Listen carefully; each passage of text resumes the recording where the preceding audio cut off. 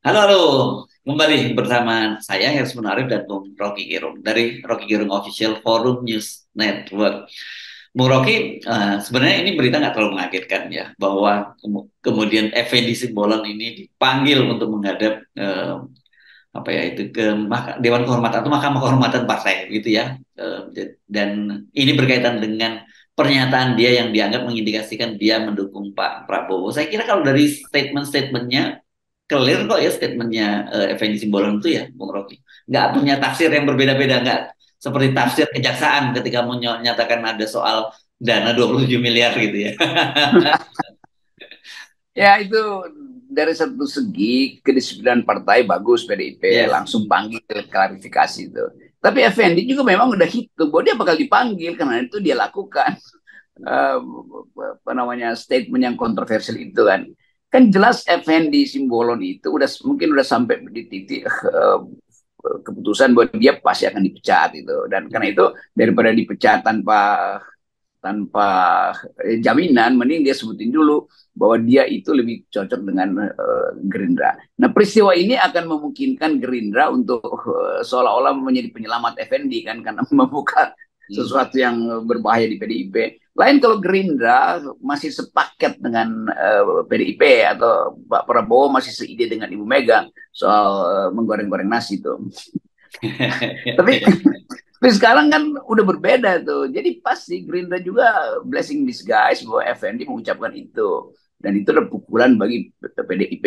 Tetapi kita selalu analisis bahwa FND itu bukan petatang peteteng untuk nantangin PDIP. Dia merasa bagian dari partai yang kemudian akan dipersoalkan publik karena tidak jujur dalam soal pengangkatan Ganjar. Jadi Effendi sebetulnya mengucapkan sesuatu yang secara etis ditunggu-tunggu oleh publik. Semacam protes Effendi itu bahwa dia nggak setuju dengan Ganjar. Kira-kira itu kan jalan pikirannya Ya, tuh. ya, Nah kalau nggak setuju dengan Ganjar itu artinya Effendi sebagai orang elit partai itu tahu bahwa prosesnya tidak demokratis kan itu dasarnya tuh. ya, Jadi ya. kalau misalnya dipanggil oleh semacam dewasnya PDIP ya bagus juga. Tapi saya kira Effendi akan bilang ya memang saya merasa bahwa ada yang tidak demokratis di situ kan. Kecuali Effendi mengelak lagi itu bahwa ini enggak itu cuma basa-basi. Tapi saya kira orang semacam Effendi Simbolon itu akan bicara terus terang bahwa dia merasa bahwa ada proses yang tidak demokratis di dalam pengangkatan Ganjar. Ya. Dan saya kira PDIP memang harus mengambil langkah semacam itu ya, Bung Rocky, karena kita kemarin Ya, bahas. Kalau tidak, itu bisa terjadi eksodus dan itu yang pasti dihindari sekali oleh PDIP karena sebenarnya kan orang yang berpikir atau merasa tidak puas atau tidak merasa nyaman dengan situasi sekarang ini bukan hanya pada FPD Simbolon ya, kita punya beberapa sahabat juga yang di sana yang merasa kita loh kok tiba-tiba apanya calekannya suaranya nomornya merosot gitu ya dan yang padahal dia ini salah satu yang selama ini kita kenal sebagai orang yang ya memang berjuang keras untuk PDIP dan kita tahu lah bagaimana kadar kemerahan mereka ini gitu. ya saya juga orang yang menganggap bahwa itu hak Puan Maharani itu supaya jelas tuh genealogi di partai itu tuh. Dan biar aja Ganjar itu dihukum oleh Megawati itu karena memang indisipliner kan. Itu juga yang mesti kita lihat. Kalau misalnya Effendi dipanggil dan berakibat Effendi dipecat, lah kenapa Ganjar nggak dipecat? Kan Ganjar yang lebih berbahaya pada waktu itu karena nggak mengikuti perintah ketua partai kan. Jadi sebetulnya orang akan lihat juga ini PDIP ini standar etiknya lurus apa bengkok. Itu justru di situ ukurannya itu. Dan Effendi tentu tahu dalam perbandingan dengan kasus Ganjar ya dia nggak lakukan apa-apa, dia cuma merasa bahwa Ganjar itu tidak tepat dan ketidaktepatan itu dibuktikan oleh faksionalisme di PDIP yang sampai sekarang kita masih masih mendengar sasus di dalam ada ada ada kemungkinan bahwa partai itu pecah bahkan dalam dalam pengertian yang real dan itu tergantung pada kemampuan Mega untuk punya wisdom tuh. Apakah Effendi akan dipecat atau Effendi justru mengucapkan sesuatu yang sifatnya protes internal atau otokritik. Nah ini semua adalah urusan internal. Kita cuma bisa menganalisis sebagai orang di luar. Ya, ya. Dan tentu kan kita mesti, bukan hanya kita, saya kira publik juga masih ingat ada Dewan Kolonel gitu yang menyebutkan bahwa yang mereka itu tidak pendukung dari Puan Maharani dan kemudian mendapat peringatan. Ada orang-orang seperti Bambang Pacul atau orang seperti eh, siapa lagi ya yang suaranya keras terhadap Ganjar Pranowo ya. ke Trimedia Panjaitan, misalnya begitu ya, yang Pandan apa ban? Pandana Bawon belakangan nggak berubah, kan saya kira ya. Dia lebih pada mendukung Ganjar Pranowo kalau kita lihat sekarang ini belakangan ini gitu ya. Tetapi kan itu menunjukkan bahwa dinamikanya cukup apa ya di internal PDIP ini cukup ya kita sebenarnya menarik dulu lah sementara supaya netral gitu kalimatnya. Jadi saya kira kesalahan PDIP adalah berupaya menutup-nutupi keretakan di dalam, lalu bocor halus kan. Kan itu intinya tidak ada kesepakatan final hari ini. Itu aja kan. Kalau PDIP ngotot terus ini udah bulat segala macam. Ya buktinya Effendi Simbolon masih mengucapkan sesuatu yang menjadi kecemasan sebagian kalangan PDIP tentang keutuhan partai. Kalau misalnya Ganjar jadi presiden. Jadi itu menerangkan dengan baik bagaimana Ibu Mega sebetulnya dari awal nggak bisa baca psikologi di dalam partai itu sendiri tuh. Nah, kita hanya bisa berkomentar sebagai orang luar sekali lagi. Tetapi bacaan kita adalah akan banyak lagi tokoh-tokoh dari dalam PDIP yang mengucapkan ketidakpuasan. Tentu mereka menghitung akan dipanggil oleh partai, tapi mereka udah hitung resikonya tuh. Jadi kalau Effendi ngomong seolah-olah jadi pembisik keadaan di dalam itu memang betul-betul real.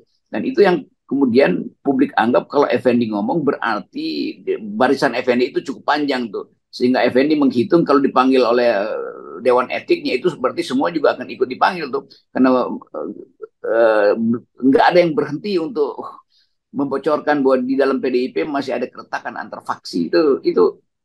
Itu realnya begitu saya kira. Ya, ya.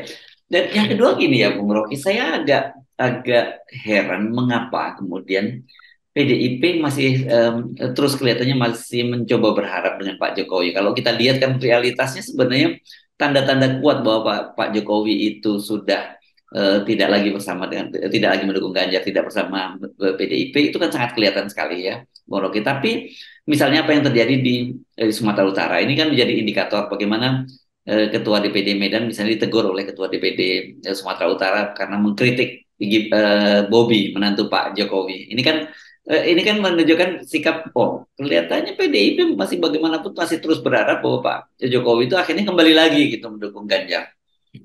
Saya kira semacam ya gejala turunan aja dari pusat itu. Soalnya ada perintah bahwa jangan dulu aduk-aduk nih hubungan antara Megawati dengan keluarga Jokowi kan.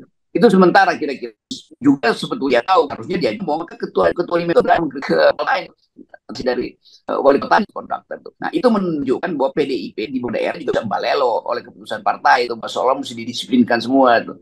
Karena ini adalah masa pancaroba, jadi gelombang-gelombang ucap tuh. Nah ini nggak mungkin sekedar ditegur atau diberikan. Ketidakpuasan dari dalam internal itu lebih berbahaya dari ketidakpuasan publik terhadap pencitraan Ganjar. Dan Ganjar akan mengalami kesulitan kalau terus-menerus semakin banyak teguran dari DPP terhadap kader-kader di daerah tuh. Jadi berat bagi Ganjar tuh. Nah karena itu mungkin udah ada tadi saya baca ada seruan supaya semua kepala daerah menteri satu suara untuk membackup Ganjar. Itu artinya Ganjar lemah sekali sehingga mesti di backup terus kan. Kan mesti Ganjar biarkan aja dia cari kemampuan dia sendiri berhadapan dengan kritik-kritik di luar. Ya, iya betul. Iya betul. Itu pernyataan dari Hasto yang menyatakan bahwa menteri dan para kepala daerah dari PDIP itu harus jadi jurkam dari Ganjar. Jadi ini kelihatannya mereka harus all out semua dikerahkan gitu semua sumber daya yang ada. Itu juga kurang etis walaupun kita tahu itu anggota PDIP. Tapi kepala daerah itu kan mengabdi pada rakyat, bukan mengabdi pada partai kan. Bahwa dia memang dapat tiket partai. Kalau begitu kita bisa mulai membayangkan dong ke belakang bahwa kalau begitu APBN dan APBD yang dimana kepala daerahnya PDIP itu favoritisme pada proyek-proyek PDIP. Kan nggak begitu cara melihat kan. Nah itu juga kondisi kita hari ini itu seolah-olah kalau begitu nanti Jokowi juga mesti diminta supaya berkampanye buat Ganjar karena dia adalah kader partai. Coba itu dilakukan secara konsisten. Pasti publik akan menganggap itu nggak fair soal begituan. Sementara kandidat yang lain, Anies misalnya itu dia nggak punya menteri itu, jadi dia nggak ada orang yang akan mendorong dia. KPU juga mesti fair melihat itu, bahwa nggak bisa misalnya seseorang yang lagi berkuasa kebetulan memiliki keanggotaan PDIP diberi favoritisme untuk berkampanye bagi partainya kan itu juga tidak etis. Demikian juga buat Gerindra. Jadi kita mau supaya fair lah, jangan ada yang di start duluan tuh. Begitu ada perintah PDIP bahwa gubernurnya atau bupatinya, itu pasti dia akan pakai peralatan partai untuk menghalangi kandidat yang lain di daerah. Itu pasti terjadi tuh. Ya, ya. Ya, dan saya kira ya apa yang terjadi pada Effendi Simbolon ini merupakan satu indikator gitu yang ya semacam pertanda dari dalam yang akhirnya muncul juga keluar karena kan selama ini kita tahu bahwa PDIP ini partai yang punya disiplin yang sangat kuat gitu yang selalu mereka sebutkan bahwa mereka itu tegak lurus pada ketua ketua umum gitu. Bahkan seorang ketua umum seperti Ibu Megawati kan punya keistimewaan termasuk prerogatif untuk menentukan siapa yang jadi calon presiden begitu ya. Dan kalau kemudian muncul perlawanan seperti bukan perlawanan lah katakan apa ya langkah seperti yang dilakukan oleh Effendi Simbolon ini menurut saya sinyal kuat yang sangat harus diwaspadai dan tidak baik buat PDIP. Ya dari segi internal PDIP ya, suara Effendi Simbolon itu betul-betul signifikan menunjukkan Yes. ada yang retak dalam PDIP. Itu satu poin. Poin kedua tadi soal perintah partai supaya gubernur, bupati, di mana PDIP Menteri. menang harus memenangkan Ganjar. Itu tidak langsung itu perintah supaya halangi kandidat yang lain masuk ke wilayah itu kan. Kan itu Hmm. intinya kan.